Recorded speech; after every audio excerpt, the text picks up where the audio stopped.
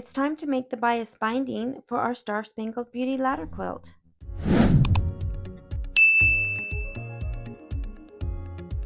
So I'm ready to do my binding strips, and I need to make bias binding for the scallops on the top and the bottom.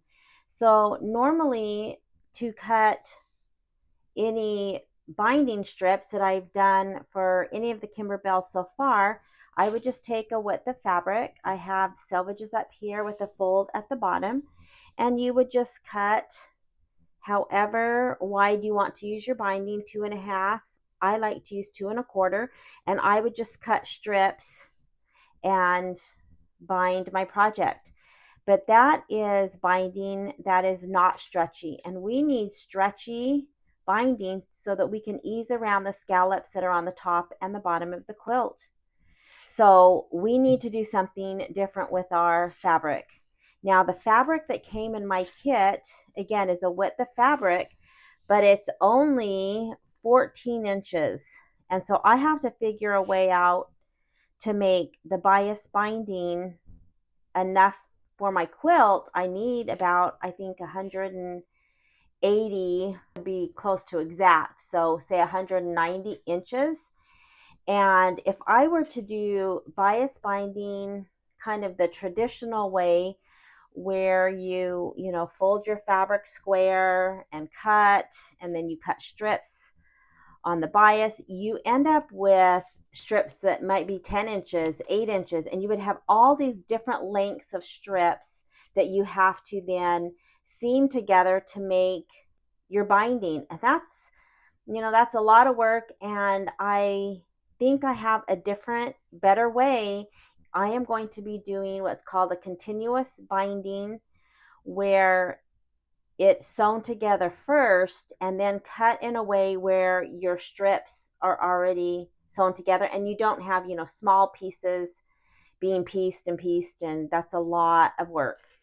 But I am going to start with this full rectangle. Let's try something new with the bias binding. The first thing I'm going to do is trim off the selvages. And now I'm going to fold this fabric right sides together. Again, I'm using my entire piece that came with my fabric kit. And I will just match up all those cut edges. And now I'm going to take this to my sewing machine. I have a fold up here. And then I have 3 open edges, and I am going to seam all 3 of the edges so that this will be right sides together, completely enclosed. So I have my fabric sewn over the 1/4 inch seam on all 3 sides, and then I have a fold on one edge, so this is completely enclosed. And the directions do say to starch the bias binding, so before I sewed the seams, I went ahead and just sprayed a little best press and ironed my fabric. So now I have a rectangle that is completely enclosed. Now I need to draw a line from corner to corner, and my 24-inch ruler doesn't quite fit, so I could line up and then add a smaller ruler and draw a line. You can do it that way, or if you have a longer yardstick, you can draw a line with a yardstick.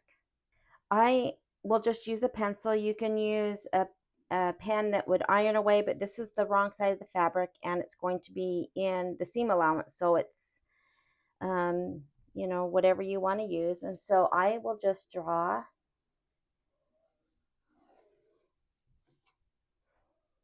from corner to corner, and you just want a line that you can see, because we're going to eventually cut on this line. Now, to make it easy, I am going to trim those corners. I'm not going to trim through the stitching. I'm just going to take a little bit off so I know that that is the corner that I drew to, and the same on this one. This is the folded end, so I'll just cut just a little bit off so that I know that those two corners with the cut edges is from corner to corner that I drew. So now I'm going to flip this rectangle over, and I'm going to draw again corner to corner, and I'm going to do the opposite corner. So here is one of my cut corners, and here is the other one. So I know that the line goes this way. So I want to draw a line from the uncut corners. And so I will do the same. I will line it up to the stitching, and then down on this side to just that corner where the stitching, where we pivoted and turned.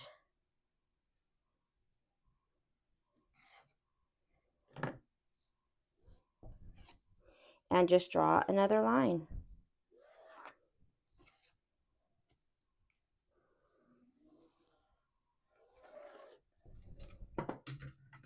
So now you can see the lines are, they look parallel when you fold them, but they are from opposite corners. So now what I need to do is cut on both of these lines. Now to cut on these lines, I need to pull the fabric apart because I will only be, of course, cutting one layer, and I don't want to cut the back side, so I will pull the fabric apart. I'm going to just find any spot. I'm just going to fold that little line in half, and I'm just going to make a snip with my scissors, just enough to get my scissors into that cut. Put my scissors in and start cutting. Now again, I am not cutting the back side. I am only cutting this top layer.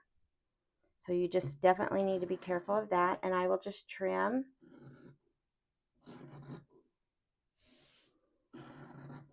right up to that point. And then I will spin it around. Again, make sure I'm only going through one layer.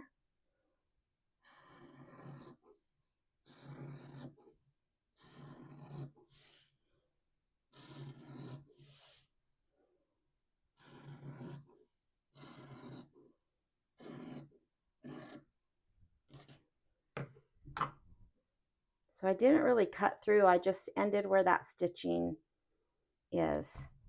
So now I need to do the same thing on the other side. It's a little bit easier because of course we have all this open. So I'm going to flip this, and you can kind of, again, spread the fabric apart if that makes it a little bit easier. And what you can do, and I can see that this is just one layer because I can see my mat, but you can, double check that you're not having any of this layer. And then for this one, I can just take my rotary cutter and just make a little slit right on that line. Again, just enough to get my scissors in. And I will cut. Now this one you need to be careful because this can move around. So however it makes it easier for you, you can hold it. You can put your hand between the layers, which is what I like to do. So I am going to just, my hand is under this so I know I'm not cutting, and I will just trim. But if you want to, lay it down, just make sure you're not cutting any of that back side. And I'll just go right to that point. And then I'll turn around. So if you want to lay it flat,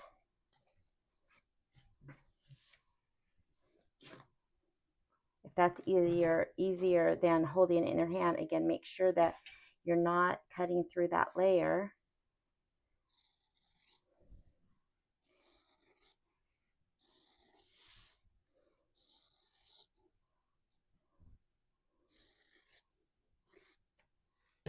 So now you have, if you pull this apart, now you have a big tube.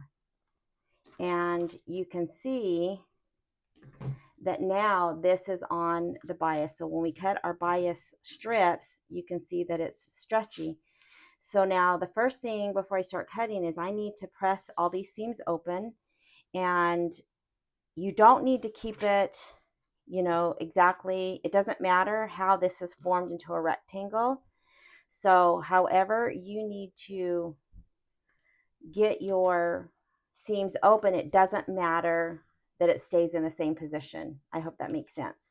So you can take it to your ironing board and, you know, put half of it under and just not worry, because it doesn't matter how, you know, this tube will eventually make a rectangle. It doesn't matter if, for example, I have it like this. I can shift it like this. It, you know, that part doesn't matter. So I'm going to go press the seams open, and then we will be able to start cutting.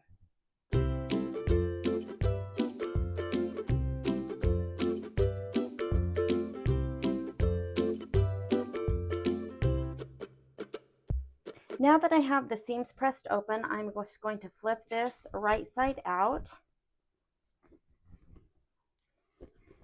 and flatten it out. And you can see from where some of the seams, they, you know, stick out a little bit. So for now, I'm just going to trim those even, just to get those out of the way.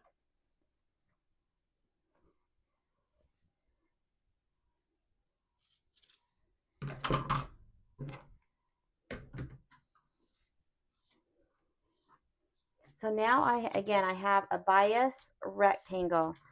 So the first thing I want to do is find the nicest, straightest edge. You can see I have a little bit of not, you know, quite so lined up on this side. This side is pretty straight. I am going to just double check that we are, you know, as straight as we can be.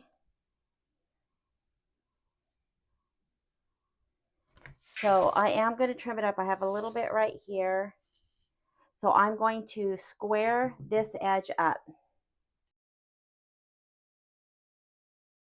I have this edge squared up, but I am going to flip this back wrong sides together. This is the edge that I just squared up, so I'm going to make sure that I don't forget that it's this side. I could have just left this right sides together, which I'm not sure why I turned it out. So here is the edge that I just squared up. Now what I want to do is loosely fold this into thirds. It doesn't have to be perfect. You don't have to, you know, measure exactly, just roughly.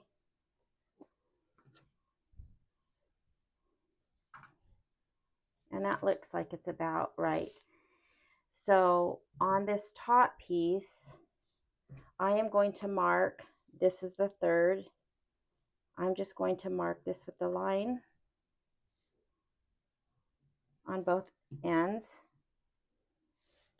So here's my 2/3 down here. And I'm going to go ahead and just mark with a pencil, just so I can see. It doesn't have to be dark. We're not cutting or anything on this line.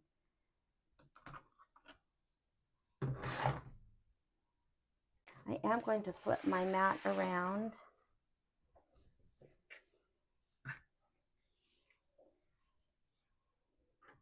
so that I'm going to be cutting this 2/3 down here. But this is the side that I squared up, and so I am going to be flipping this. So what I need to do is take this and just mark on this side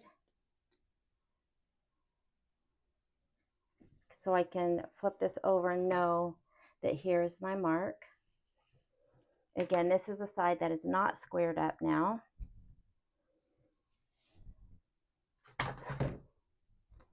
And I'm also just going to mark, I'll line up a mark with the edge and just loosely draw.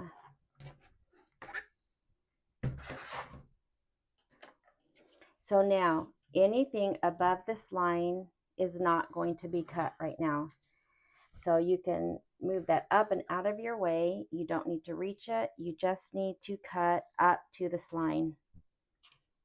Make sure everything's even. So now to cut these, I am going to line up my 2 1/4 because that's the size of binding. You might be lining up to 2 1/2 and make sure that you're, straight. And I have the top of my ruler at this line, so I'm not really going to cut past. Now, if you cut a hair past or don't go quite to the line, that's okay. We just generally want to stop in that area. So I am going to cut up to about that line. I'm going to kind of just slide that apart so I can see my next edge that I need to line up to. So I'll line my 2 1/4 up, make sure that it's even all the way down. I'm at this line, so I know that that's about where I need to stop.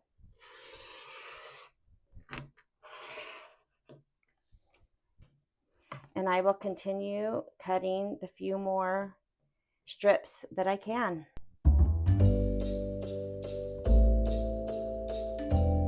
Now this last piece right here is not quite 2 1/4.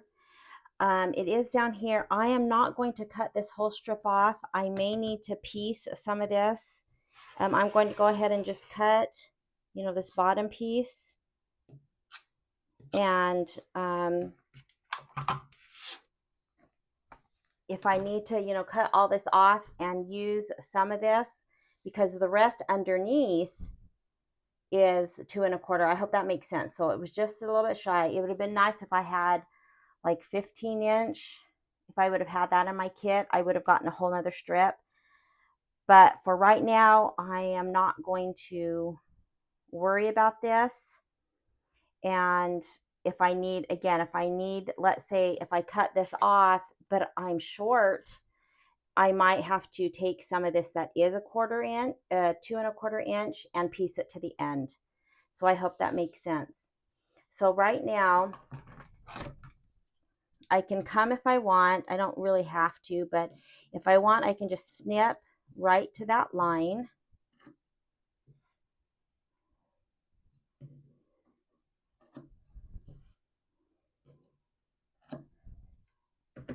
So now we have a piece that has a fold on the top. There's, uncut, and then we have the strips on the bottom. So now what I need to do is unfold this top piece, and I've got, these are all loops, and then I've got a section that is not cut at the top.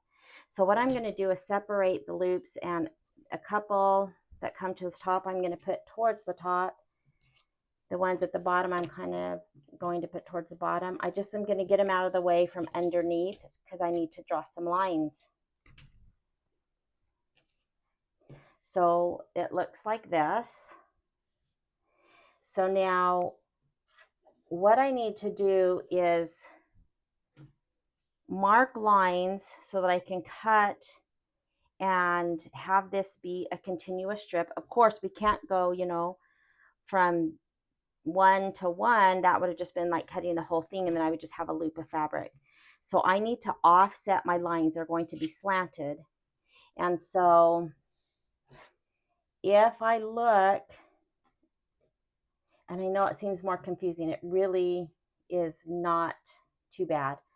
So here is where I marked, so I can see at the edge of my fabric where I stopped, and you can kind of see the line. Here is the first cut of the first strip. So here's the first strip. So I need, for this first one, to make a line that is tapered from this first cut to the edge of the fabric, which, if you look over here, the edge of the fabric, and we have our line, I need to shoot to this point.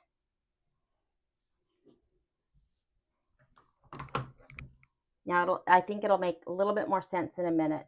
So I'm coming down, again, I'm not at the edge of the fabric on this one. I've come down to the first strip, And I am going to line up my ruler with where I stopped cutting. Again, I'm not going to go straight across because that would just cut me a whole loop off, and that's, you know, not what I need. So then I'm going to pivot my ruler out to the end where it would be. So I'm out to the end on this one of my mark, and I'm right to where I finished cutting, and you can see it's like just a tape, it tapers off.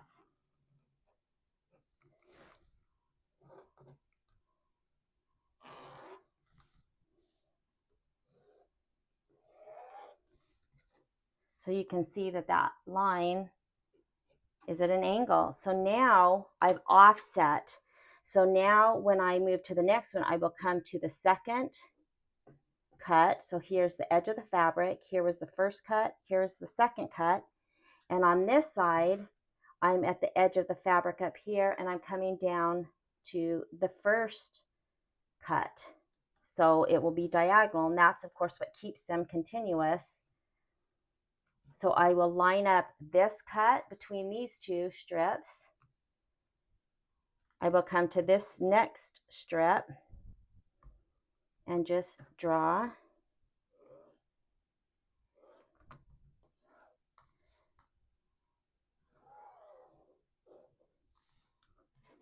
So you can see how that is angled. Once you get this first one drawn, it's just, you know, it's easy to tell which ones you're supposed to draw to. So now I'll move down one here and down one on this side. So I will come to where I stopped cutting and to where I stopped cutting between those two.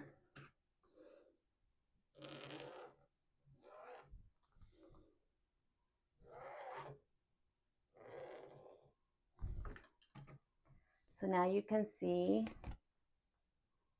I have those 3 strips. So I'll just do the same thing. I'll now just shift down to the next one of each one. And if these are underneath right now, it's not critical as long as your piece is laying flat, because we're just drawing, we're not cutting right now. So I will move down on this side. But it does, you know, it does get a little fiddly. I won't lie about that, but it's not hard. So here is, whoops. So here is what I just drew. So I will shift down to the next one. Up here, I drew to this line, so I will shift to the next cut. And again, if this is folded under, it's okay right now because we're just drawing lines. As long as the place and the part that you're drawing on, you know, isn't all bunched and, you know, flipped under, then it's okay. Because it, like I said, it is a little bit fiddly at this stage. Okay, so now we're coming to the end. Now on this one, if I shift down, I'm at the very edge of my fabric, which is okay, that's what I want. So here's my mark. And on this side,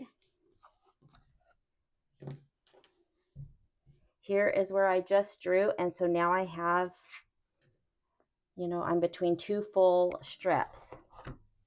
So just, you know, do your best to get it spread out. We have to flip them up.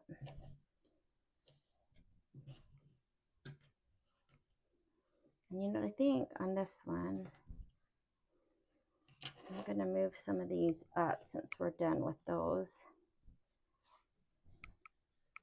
And just leave the last one. That's probably much, much easier. Maybe every time you draw a line, flip, you know, flip one up out of the way. That seems better. So now again, I'm going to start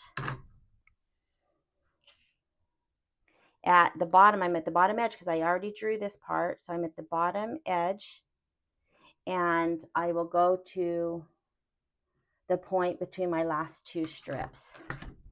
So I'll line up at that point up here, and then just angle it down.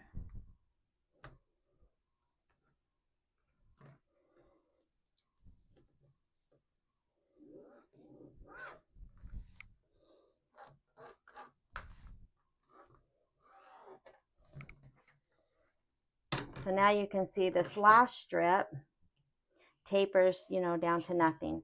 So now all we need to do is cut these apart. And of course, again, you just have to make sure that you are not cutting any of this other fabric, or you're going to have to be piecing it. And that's, what we're trying to avoid. I guess you could take a rotary, mat and a ruler. Because we have all this to worry about, I am just going to cut with scissors. And again, it might be easier to, whatever you're cutting, have just the one loop, like I'm cutting this line, everything else is above. That looks good. And I will just cut on this line.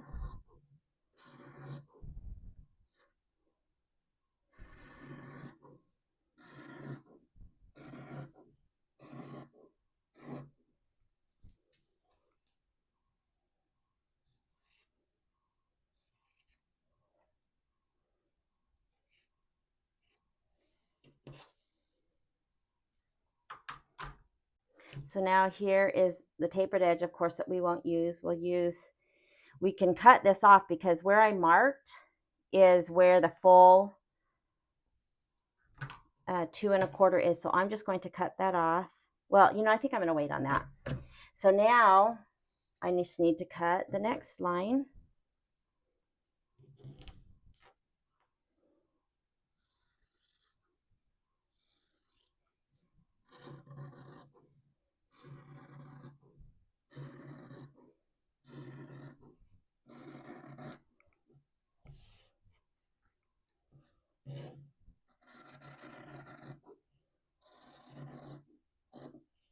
And so now you can see that because we offset those, now it's just continuous. And so I will continue to cut these lines for the rest of the binding.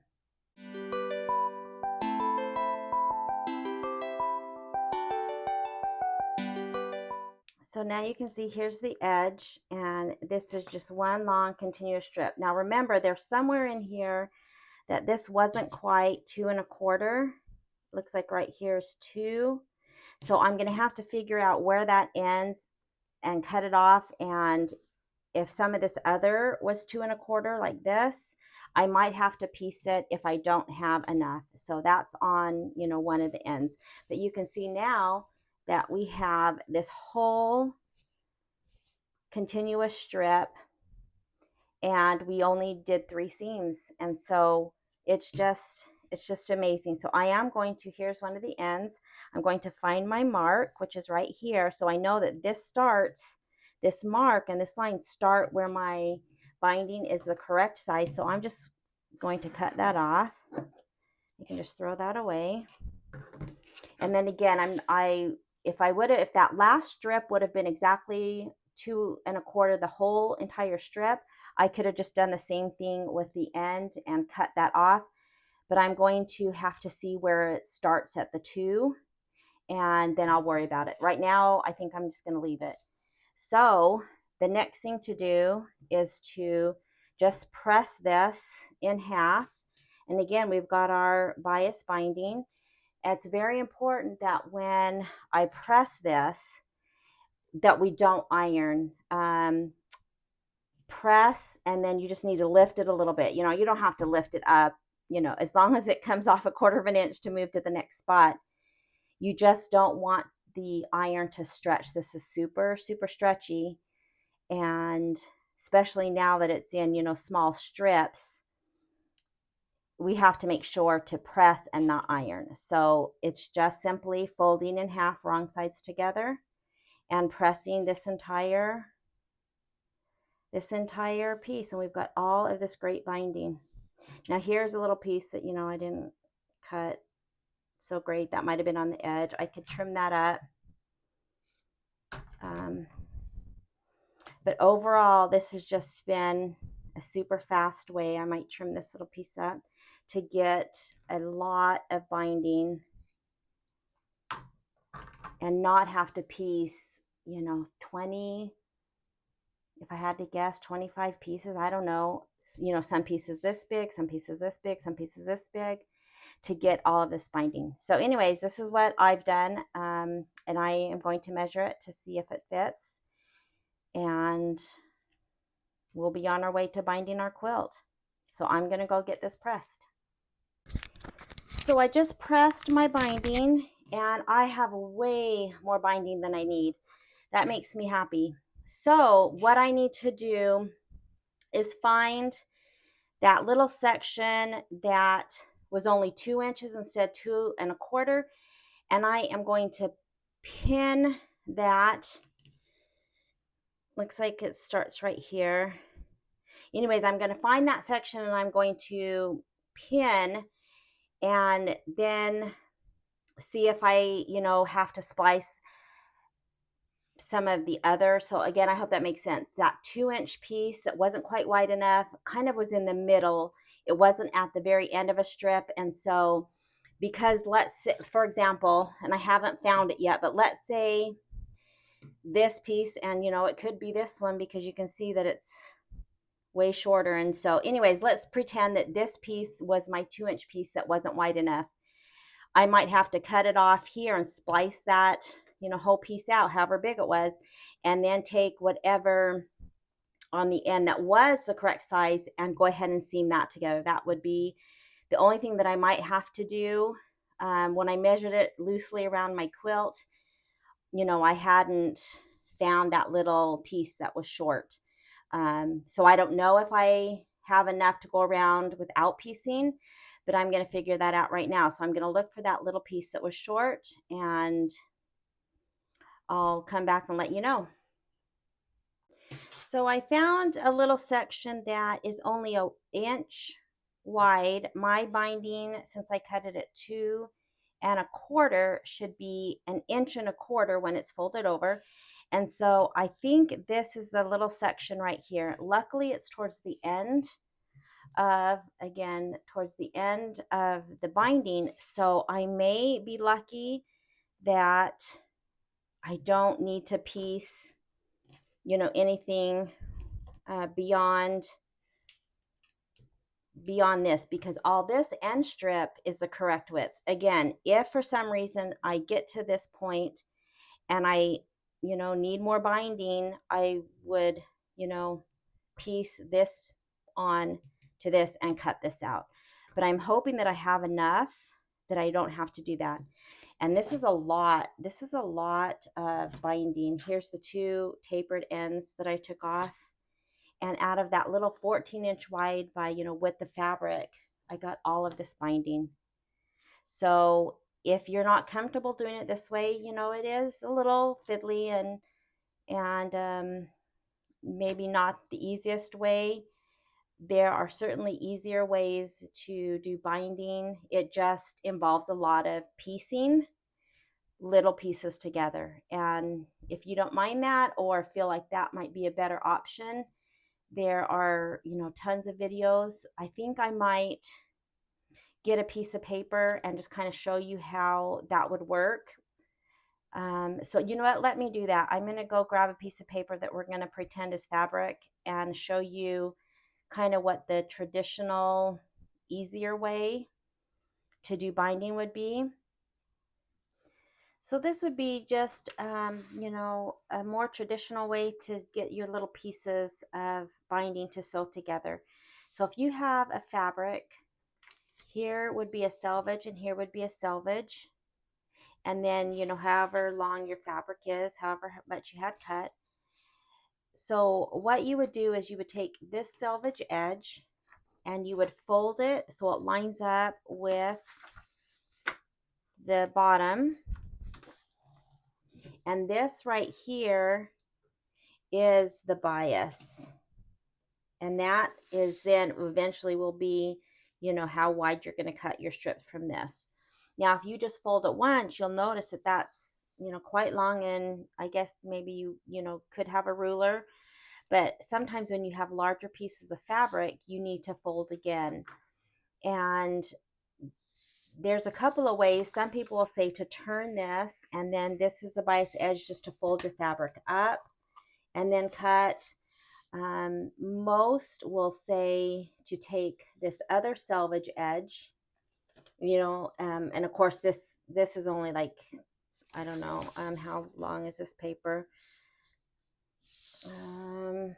19 inches long. You know, your selvage to selvage, of course, is a lot wider than that. But you would take whatever fabric piece you're working with and take this end and fold this down again to line up with the bottom, which will put that fold back on itself. And that's how you'll know you're folding it right. So you would fold your fabric. Here's your selvage edge.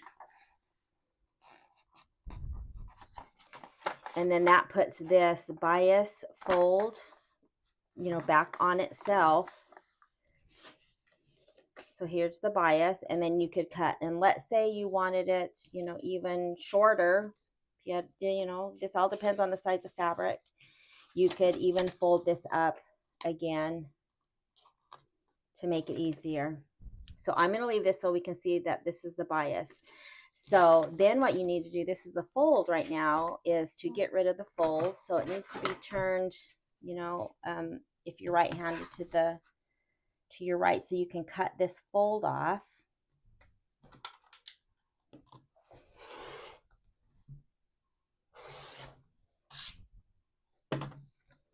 And of course, you know, I'm just using paper, but whatever. So then you would flip this. That's the fold that we just cut off. So that's our bias. And so then you could start cutting your strips. So just for ease, I'm going to cut 2-inch. So you would line up your 2-inch mark along that edge that you just cut.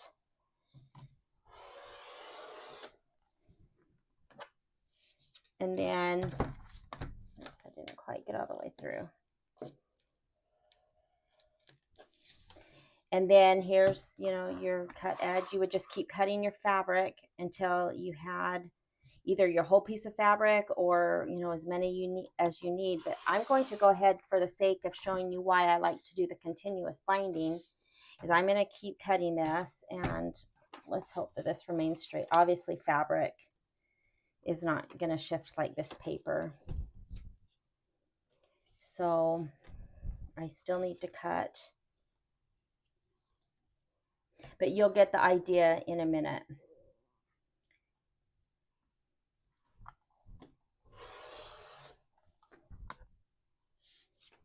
Let's just say you need a lot. Okay, I'm going to cut one more.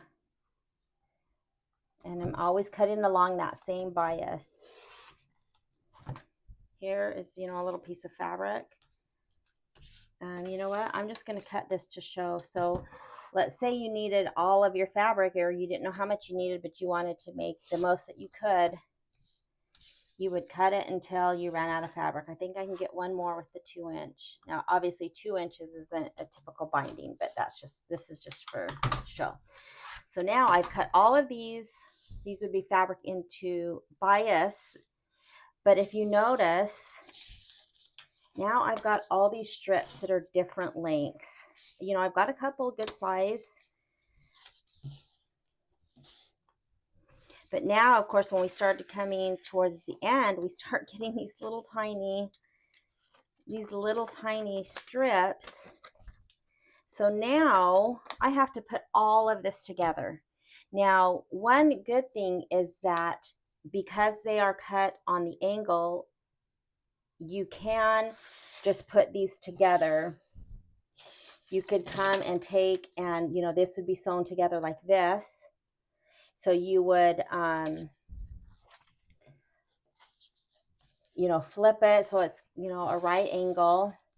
There would be about a 1/4 of an inch, you know, this little point off of this side, of the 1/4 inch off that side.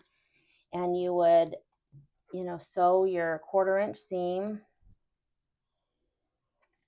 so that when you folded this back, we're going to pretend that's folded, then you have your, you know, your continuous strip. But you have to do that to all of this to fit your whole entire project. So then you would need to take, you know, the end of this one and, you know, find the one that matches. Of course, obviously you do, you know, right sides together and all that. But then you would have to, you know, continue to do that and sew and sew and sew all these little strips. Now maybe you wouldn't need a little tiny one, or maybe you would, depending on how much fabric. But you can see how this is just so much. And so while this takes a little bit, you need to go slow.